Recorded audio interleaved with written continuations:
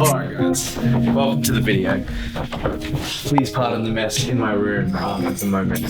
That looks better on the J side, but I'm so excited right now. This is going to be one of those videos where I actually talk about some practical stuff in my video production process. I believe that audio is half your video. So if your audio is terrible, then your video is terrible. It doesn't matter how good it looks if the audio is bad. And I've shot and filmed in a lot of different environments so far, and I've invested a fair bit of money into buying good audio gear, and actually to a degree over the last year I've spent more on audio gear than actual video gear, which is just so important to me because I actually enjoy it. I purchased some KRK Rocket 5s that were on sale. They're very, very good, and I'm very happy with how they work now because now I'm mixing with monitors instead of mixing with just headphones, which I've been using all of last year, and the monitors really have changed the game for me.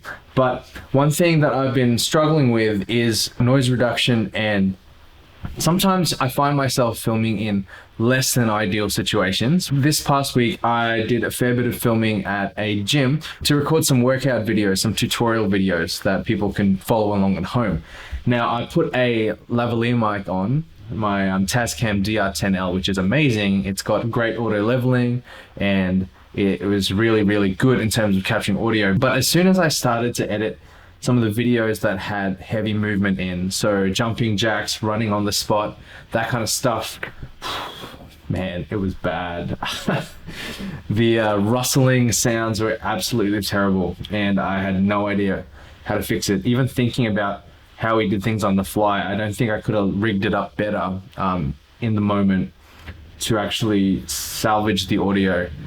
I could have used some tape, but there's just so much movement in workouts. So short of using like one of those microphones that actually comes across the face and doesn't, directly attach onto clothing, there's not much more I could have done. So the audio turned out terrible, and I'm going to show you guys a sample of what it was. But I'm going to get to that because I've heard a lot about this software called iZotope RX, and it's supposed to be the premier software for doing any kind of really salvaging audio, recovering audio, getting rid of like noise, getting rid of that. But I didn't realize that the latest edition of this software had like de-rustle capabilities amongst others. Scott McKenna, one of the videographers that I've followed over the last year, recommended it, and I was like, oh, that's so expensive, because it was $1,200 US for the full version, the advanced version.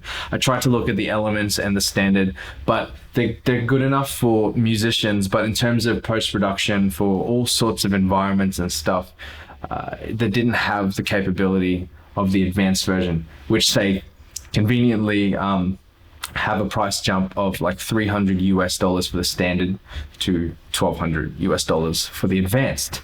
Now, I did a Google, and I found that there was several sites, no, I don't talk to you.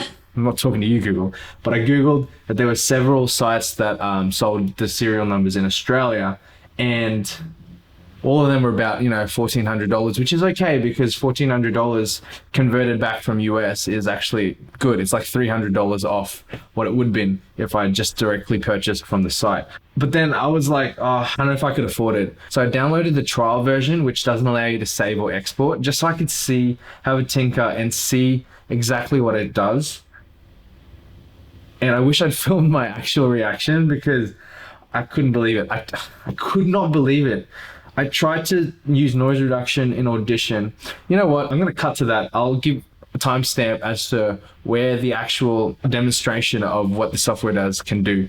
But I'm going to cut back to say I found a website that I thought had a price mistake, because they were like, oh, it's it listed as $1,449 as full price, but it was discounted to $979 Australian. So like almost half price to if I had bought it, if I'm buying it directly from iZotope. So I don't know how this has happened.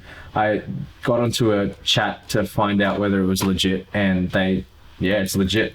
So right now I'm going to order the software, and I'm like, oh my God, this is gonna be so handy for every project that I do. Anyway, I won't bore you, and I won't show you guys my details, because that would be really awkward. But I'll come back after this and show you guys a demonstration of what has just completely like blown my mind. All right, So just hang tight and I'll be with you guys in a sec. Okay, so before you guys comment, I know I don't have great cable management at the moment because I have no excuse except that I'm 100% trying to get myself a new desk where I will actually manage the cables properly, and I might even talk about that and record it and all that stuff. So in the meantime, this is temporary, so please minimize the judgment. But let me give you guys a sample. I'll open up what the sample sound is, and then I'll show you guys. I know this isn't ideal, so what I might do is I might end up showing you guys a pure original clip and what the segment was, and then I'll show you what happened after I fixed it up. But if you listen to, even just listening to this sample right here, this will show you exactly how bad the lav audio was. So let me give you an idea. So listen here, the start's okay. Going to work is that you have 3 circuits within one workout. What you do is you... So that's okay because there's no movement, but then as soon as she starts moving... 1, start to run, nice and high. The aim is to get those knees up as high as you possibly can. So bad. You've got 10, 6... Even if we combine it with music, I just don't feel comfortable with that level of quality. 1, start to run, nice and high. The aim is to get those knees up as high... It just sounds tacky and... as you possibly can. Like, that's worse. Side to side. 20 mountain climb. Knees up. It's just extreme popping, and she's talking throughout it, so there's no way I can not include that audio. So there's not much I could have done. I tried EQing the sound out. I tried running a noise reduction on the sample I pulled out. Nothing worked. All sounded very tacky. Introducing iZotope RX7. This beast of a software. I have no idea. Let me show you the initial state of the sound before I did my... I don't know anything about the program really yet, but I just did 2 things. Let me show you the sound before again. Or we go in 3, 2, 1. Start to run, nice and high. The aim is to get those knees up as high as you possibly can. All right, now check this out. After using one setting, the D. Russell setting. 2, 1. Start to run, nice and high.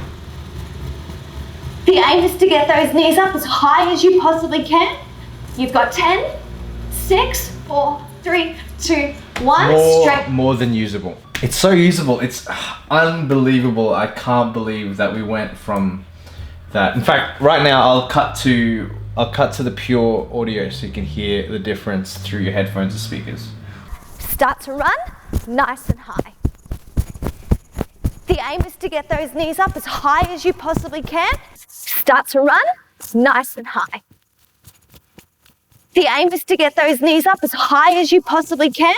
Now, even with how amazing that was and the potential that this software has to help, by no means am I saying that, you know, it's a replacement for doing good audio in the first place, for having a clean source, for doing your best to minimize noise on site, minimize all of this stuff as best as you can. But apart from that, short of me having a second person on hand with a boom mic to capture audio, which, you know, that could be an ideal in the future, but a lot of these things when I'm running solo, there's only so much I can control and only so much that I can practically do. But for a lot of run and gun stuff and even like weddings and that, where things are not perfect, things are definitely not always going to be controllable, I guess it pays to invest in software that can really increase the quality of your work. Because like I said, audio is 50% of a video.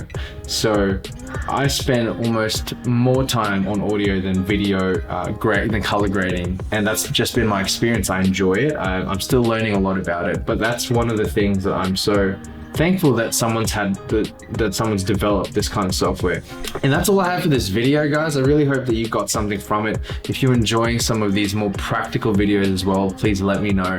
Like the video, comment down below, subscribe if you haven't already, And I'll try to leave a link to the iZotope software down below.